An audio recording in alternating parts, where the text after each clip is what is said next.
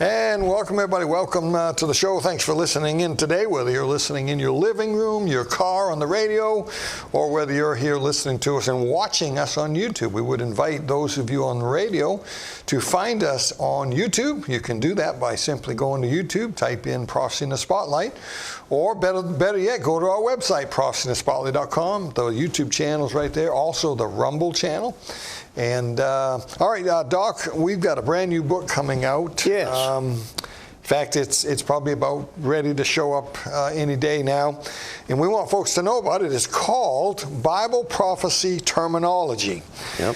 I think I came to you with the idea of doing some shows about terms that we use all the time. Yeah, you said something about, we might ought to explain some of the terms that because people we aren't throw familiar stuff out all the time. We say, the 70 weeks of Daniel are going to end, and how many people know what we mean by that? Or at my book table, 9 times out of 10 at every church, somebody's going to come and say, what do you mean, Olivet Discourse? Yeah.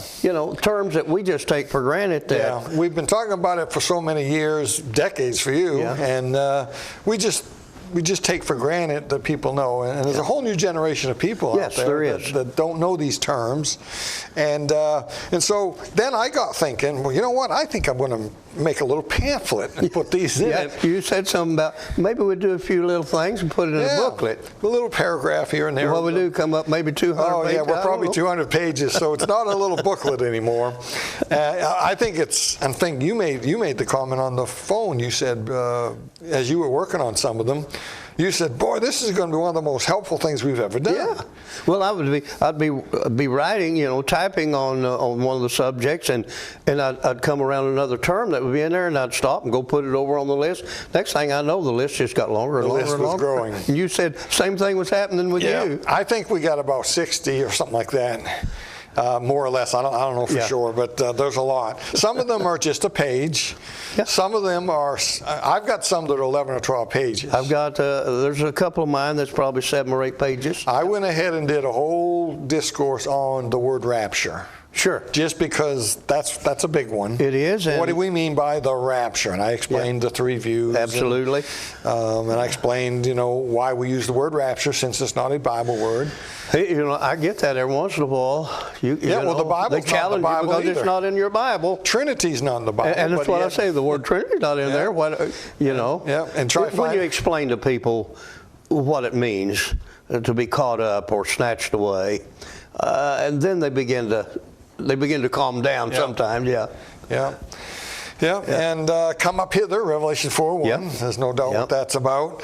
And then I tell folks, well, there's more. Paul wrote more about a change that we're going to have than he really talked about the word rapture or being caught away. Yeah. So, and all of it runs together. And of course, the first usage there, probably Enoch. He was not, for God took him. Yes. He was translated. That's really the Bible word. If we wanted to really be biblical, that's probably the word we all should have been using. Right. But rapture caught on decades ago. And it caught on because even some of the words that are in our King James Bible there was no words anywhere like baptism. Doc, I just saw the light. Did you see the light? Yeah, I noticed the light came on behind us. And have I mentioned lately it's hard to get good help? Evidently, my wife forgot to turn them Christmas light things on. She caught them. And probably not too many would have noticed if I hadn't said something. Well, I caught it out. But I couldn't help it. I was starting to laugh, and I peeked over there. And I hope people understand. We don't script anything in this. We don't even know what we're going to talk about. We just have a conversation, and we allow you to be a part of it, and I hope we can be encouraged. I think I said, Doc, we got about 60 of them here. Which one we going to do? Do you need any notes? No, we don't need notes. So he don't even know what ones we're going to talk about. So, well, let's hit a few of these. So we've got a book. It's called Bible Prophecy Terminology, and we're going to. In that book, it's going to be there'll be a table of contents, which will be very helpful. Yeah, so they can go to those terms. They don't have to just start at page 1 and read through the book. Right. And if there's something they're looking for, they don't have to thumb through and try to find it. It'll be alphabetical. It'll be starting with A, like Armageddon. In fact, that's one of them that's in there. All the way to, I don't think there's any Z's, is there? Nothing I can't think of a Z, but they're alphabetical. They'll be able to look at the table of contents, find a topic like the 7 70 weeks of Daniel. Now, I'm not going to put the in there. I'll use 70 weeks. Right. We'll use that's how they'll look them up, and they can find that and go to the page number, and there you have it. So almost like a dictionary in that sense. Some of it is more elaborated. In other words, we've spent a little more time on that subject because we felt like it's an area that you couldn't just give a paragraph, right? Because it really needed to have some explanation. But then there are others that's much shorter. Yeah. I can't think of any, but well, there are. I'm hopefully there are, or we're gonna have an encyclopedia.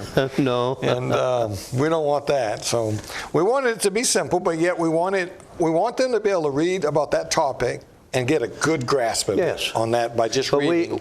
We've come to the understanding, and we've talked about this privately, but a whole lot of the pastors of churches are not dealing with end-time subjects. Right. Not if they do it, they just brush through it lightly. And they have a congregation filled with people that are wondering what's going on.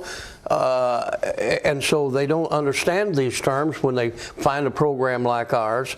So I think this can be a great help to a lot of people. All right, so let's look at a few of these just to give the audience an understanding of what we're talking about. Yes. I believe you did the Ezekiel 38 war. Is that something you could touch on without any notes? Just a little bit about that. No. In other words, in the book, there's a section called the Ezekiel 38 or Ezekiel 38 war. I don't remember what we called it. Yeah, I can't remember. I think it's just what's some of the things that you shared with that? In that, I helped them understand some of the names that are there, some of the individuals, and I even put a chart in there. The countries that are involved. The countries that are involved, to help them understand who these people are today.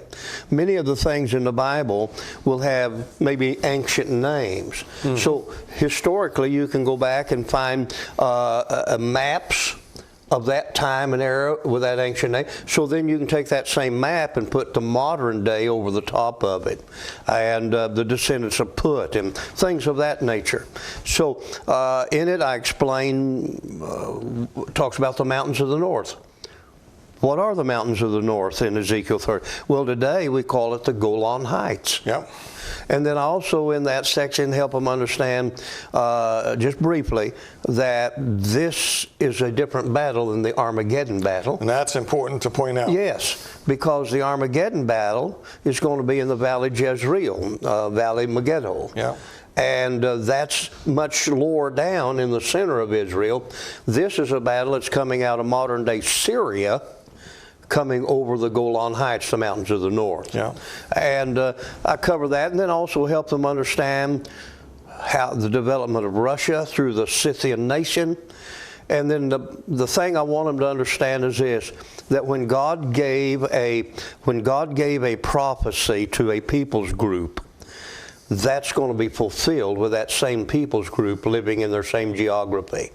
And so we have now through the surrogates of, we call it Iran today, Persia, through all of their surrogates, basically Iran or old-time Syria or Persia right now has an influence and control of basically exact same geography they did when Ezekiel 38 was written. Yeah. And by the Ukraine thing, part of it's going to become Russia already, and that's a part of the ancient Scythian nation when that was written in the 6th century BC. Yeah, interesting. So, boy, that's all getting ready to happen. It is. I just, by the note, I just read last night, or watched some information last night, that Turkey has given America an ultimatum. We've got about, they say, 900 troops on the eastern side of Syria. Over there with the Persians, the Kurdish armies. And some say there's more like 1,800. Just yesterday, Turkey said, we're invading northern Syria, and they've given America an ultimatum to get our people out and for the Kurdish armies to move back. We'll probably leave them some weapons still on the way out. Yeah, we'll leave them. We'll probably do the same thing. I think we've done that once before recently. Well, it seemed like not long ago we left a few $1 billion worth. Some of them brand new aircrafts. Do you know the 101st Airborne, I'm told, is up in the Ukraine now? Our military's up there. I don't know, but I wouldn't be. I'm certain We're not actively fighting, but we're there. Well, that's how Vietnam got us involved. Yeah. We sent our advisors and our helpers over there, and it wasn't long until we were over there. Yeah. Yeah. Well, Doc, I hit briefly on the mark. Let me just talk about maybe the mark of the beast. The audience hears us talking about the mark of the beast, and I think most people have a pretty good understanding of what that is.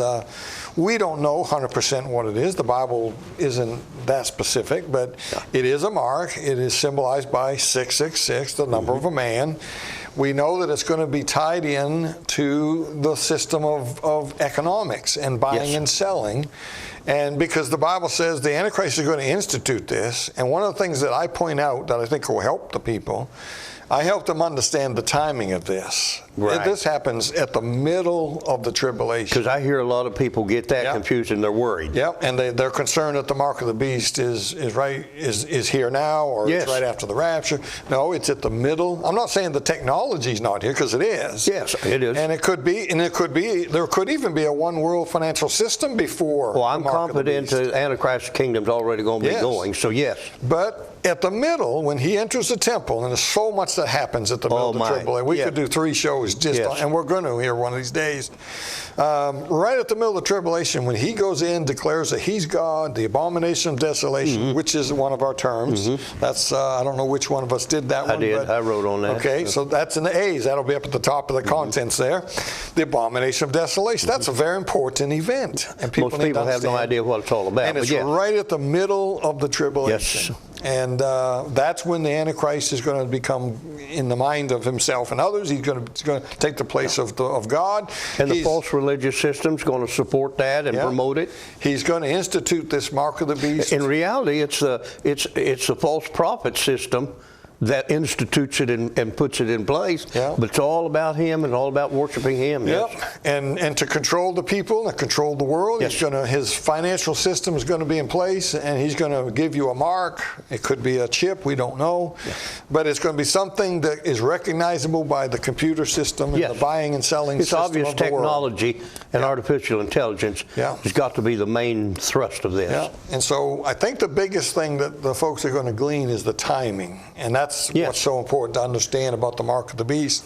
You and I, we see it coming, but we don't have to worry about this. I'm not worried about it. Now, I realize there's a segment of Christianity and good people that believe that the rapture doesn't take place till the middle of the tribulation, and they think we're doing harm to people by not preparing them for all of these things. We're not saying we don't prepare people. I think people ought to be prepared, because we're going to be a part of the Antichrist kingdom before the rapture takes place, I believe. Well, speaking of preparing people, Doc, we got just under a minute left. How do they prepare to meet God? Well, the most important thing is to realize you're born lost. It's not God's fault. But God in his love sent his son Jesus. And Jesus loved us so much, he went to Calvary's cross. And on Calvary's cross, he paid the price of redemption, full price, to bring us back out of the slave market of sin. And if we'll realize that, and then we'll come to the realization that we can call on the name of the Lord and be saved, we can place our faith and trust in him, we can change our destiny from hell to heaven. And if folks need some help, all they got to do is call us. Contact us. Go to our website, get the book. It's there at ProtestantSpotlight.com, as well as many of our other materials. And if you need some help with your salvation, if you're not sure about this thing, contact us. Well, until next time, keep your eyes on them skies.